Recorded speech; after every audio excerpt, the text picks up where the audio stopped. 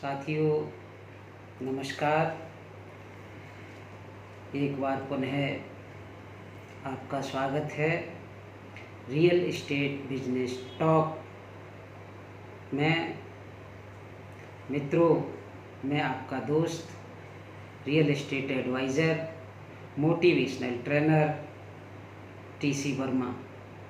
मित्रों, आज मैं आपसे बात करूंगा रियल एस्टेट में असफल होने की वो 3 वजह, वो 3 कारण, ऐसे 3 रीज़न जिससे ज़्यादातर लोग इस बड़े क्षेत्र में, बड़े काम में, रियल एस्टेट जैसे बड़े व्यापार में भी असफल हो जाते हैं।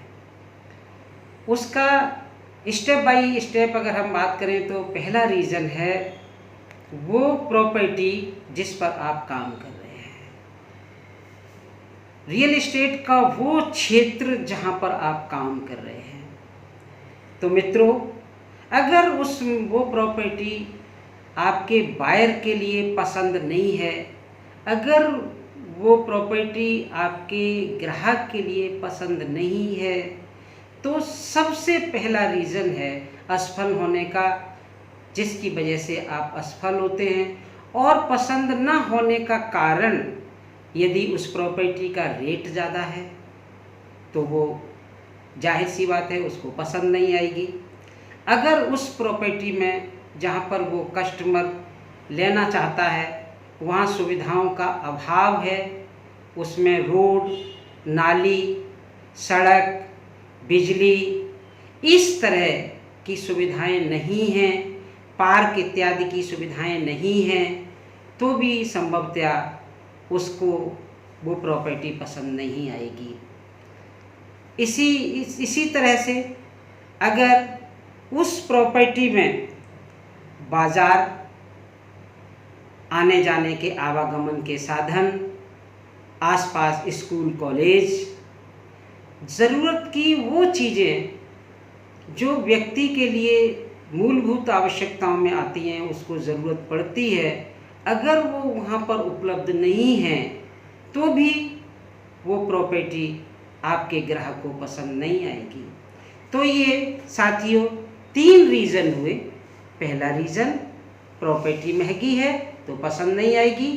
दूसरा रीज़न, मूलभूत आवश्यकताएं जिनकी ज़रूरत है वो उपलब्ध नहीं है तो पसंद नहीं आएगी।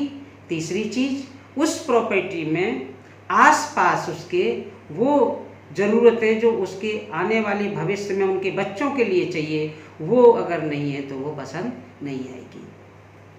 तो साथियों, इसमें मेरा सुझाव है कि उस लैंड पे काम न करके, उस इंडिविजुअल उस प्रॉपर्टी पर काम न करके, आप ग्राहक की मंशा के अनुरूप, ग्राहक की सुविधा के अनुकूल ही प्रॉपर्टी देखें और उसको विक्रय के काम में लाएं। मित्रों, दूसरा रीज़न पे मैं बात करूंगा।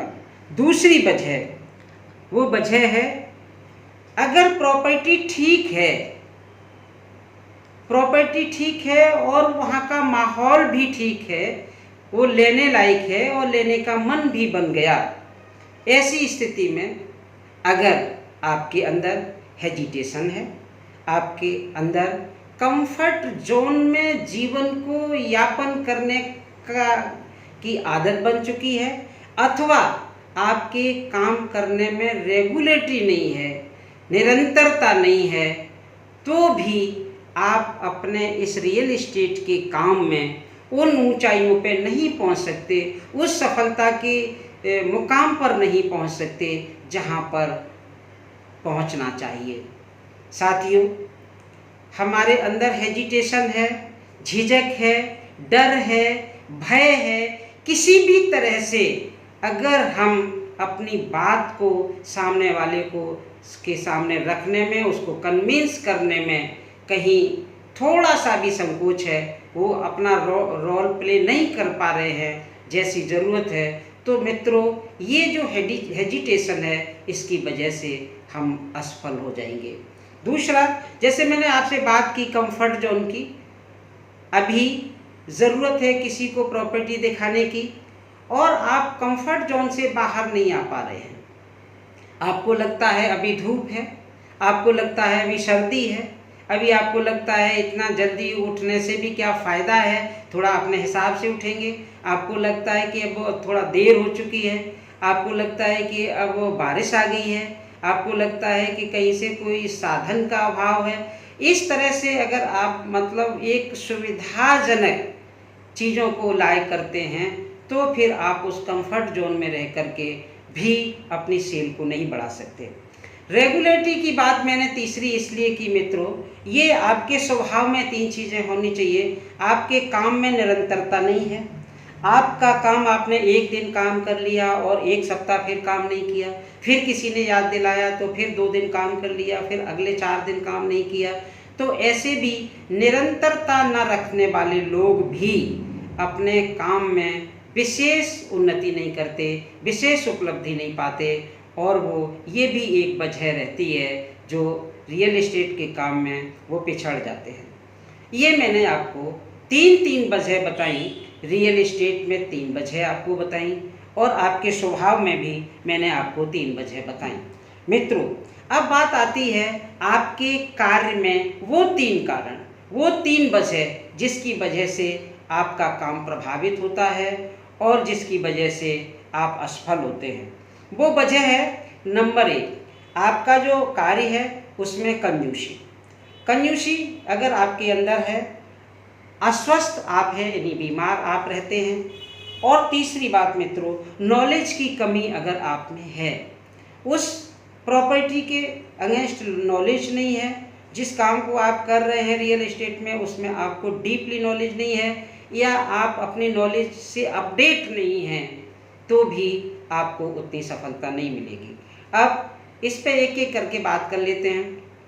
कंजूसी में जैसे मोबाइल, जैसे पेट्रोल, जैसे साधन, जैसे आने जाने पे खर्चा या इस तरह से जैसे खर्चे होते हैं चाय पानी इत्यादि, इस चीज़ों पर आप दूसरे पर निर्भर रहते हैं तो आपको सफलता नहीं मिलेगी या बहुत कम सफलता आप प्राप्त कर पाएंगे, जिसको सफलता नहीं कहते। यदि आप बार बार अस्वस्थ होते हैं, आपका स्वास्थ्य ठीक नहीं है, कभी सर में दर्द है, कभी पेट खराब है, कभी पैरों में दर्द है, कभी और कुछ हो गया, तो इस तरह से भी अगर आप मौसम के हिसाब से आप जल्दी प्रभावित होते हैं तो भी आप बहुत लंबी छलांग अपने व्यापार में नहीं लगा पाएंगे, बहुत ऊंचाइयों तक सफलता को नहीं छू पाएंगे। ऐसे ही नॉलेज, अगर आपको 4 साल पुरानी नॉलेज है या 6 महीने पुरानी नॉलेज है और आज आपका बायर, आज आपका ग्राहक आज की बात करता है और आपसे ज़्यादा वो नॉलेज रखता है, तो ऐसी स्थिति में भी वो आपको छोड़ के चला जाएगा और आप इस क्षेत्र में बहुत ज़्यादा सफलता प्राप्त नहीं कर पाएंगे। साथियों, मित्रों, एक और कारण है, चौथा कारण, जिसमें भी आपको ध्यान रखना है कि वो 3 वजह कौन सी हैं।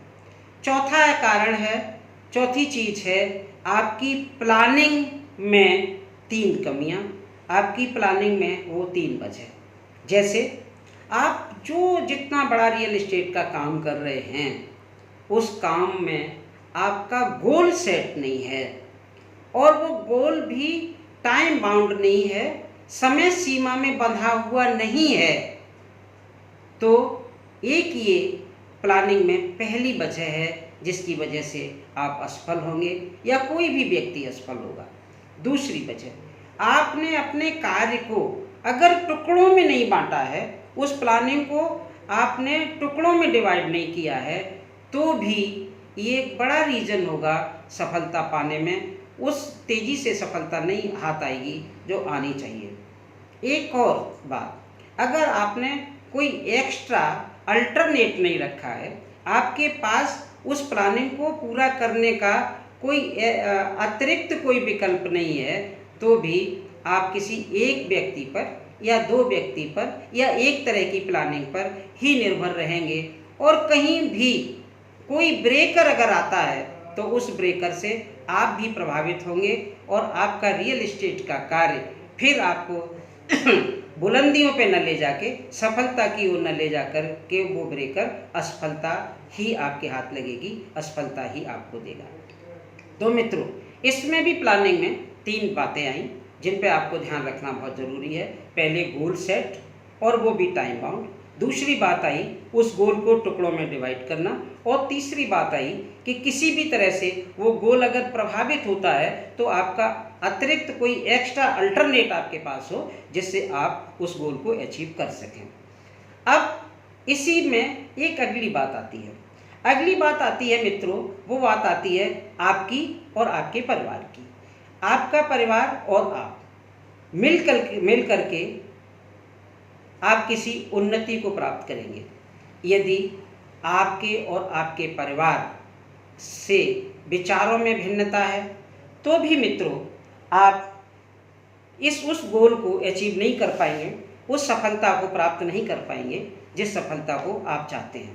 दूसरी चीज़, आपके कार्य को के बारे में आपके परिवार को जानकारी नहीं है कि आप क्या कर रहे हैं, और जिसकी वजह से आपका परिवार आपको सपोर्ट नहीं कर पा रहा है। तो ऐसी स्थिति में भी पारिवारिक सपोर्ट न मिलने से भी आप उस शिखर पर नहीं पहुंचेंगे जिस पर पहुंचना चाहिए।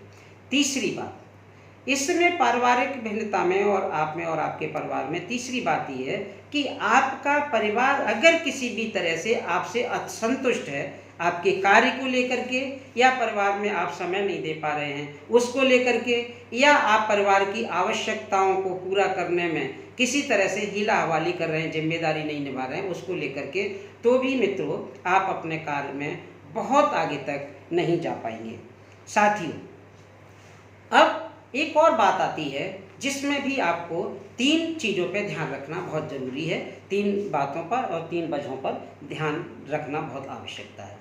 वो बात है मैनेजमेंट से संबंधित बात। मैनेजमेंट में टाइम मैनेजमेंट, मनी मैनेजमेंट और टीम मैनेजमेंट, ये 3 मैनेजमेंट हैं। टाइम मैनेजमेंट में बहुत महत्वपूर्ण है। अगर आपका टाइम का मैनेजमेंट नहीं है, आपका टाइम डिसाइड नहीं है, तो फिर आप सोने की जगह पे जगेंगे, जगने की जगह पे सोएंगे, टहलने की जगह पे खाएंगे, खाने की जगह पे नाश्ता करेंगे। तो साथियों, इसमें ये बिल्कुल एक डिसाइड रहना चाहिए कि आप योगा, जिम, मूवी, अखबार, इनके लिए आपने समय कब दिया। परिवार, लंच, डिनर, ब्रेकफास्ट, इसके लिए आपने समय कब दिया। लोगों से मिलना, ऑफिस जाना, घर पे रहना, इसके लिए आपने समय कब दिया। तो आपने उसी 24 घंटे में आपको ये डिसाइड करना है कि ऑफिस में आप कितने बजे से कितने बजे तक रहेंगे, लोगों से आप घर पर या ऑफिस में कब से कब तक मिलेंगे, घर के सदस्यों को समय आप कब देंगे। तो ये सारी चीज़ें, और जो होमवर्क है उसके लिए समय आप कब निकालेंगे, फॉलोअप के लिए समय आप कब निकालेंगे, विजिट के लिए समय आप कब निकालेंगे। तो ये जो है टाइम, ये बहुत ज़रूरी है। और ऐसा कहा भी गया है साथियों कि जो टाइम है वही मनी है, और जो मनी है वही टाइम है। टाइम से मनी को तो जनरेट किया जा सकता है, लेकिन मनी से टाइम को नहीं खरीदा जा सकता है। तो मित्रों, टाइम मैनेजमेंट, इसी तरह से आता है मनी मैनेजमेंट।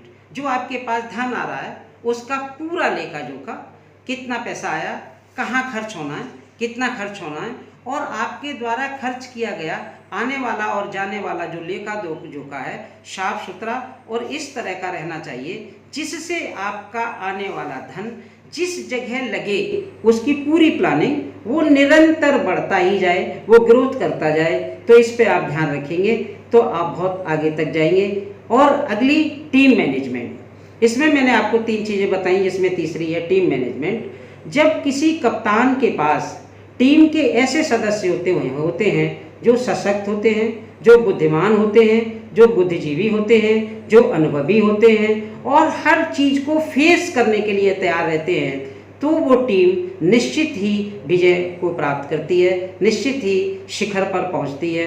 तो मित्रों, इसमें जो तीनों मैनेजमेंट हैं, अगर कहीं पर भी आपसे इसकी चूक होती है तो असफलता का एक बड़ा कारण ये बनता है। इस पर ध्यान रखते हुए आपको काम करना है।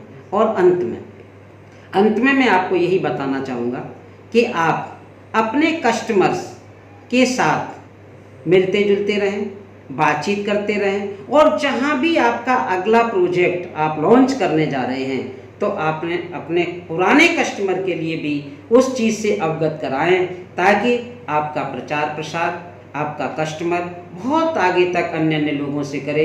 अगर इसमें कहीं चूक होती है तो फिर हमारे पास आने वाला वो व्यापार, वो उपलब्धि कम हो जाती है जो हमारे कस्टमर के द्वारा हमें प्राप्त होनी थी। तो मित्रों, ये हर स्टेप पर 3 वजह आपके या किसी भी व्यक्ति के असफल होने के वो रीजन जिसको ध्यान में रखना है और ध्यान में रखते हुए आगे बढ़ना है। साथियों, आज इतना ही। मिलते हैं फिर इसी चैनल में एक नए टॉपिक के साथ। आपके लिए बहुत बहुत धन्यवाद। नमस्कार।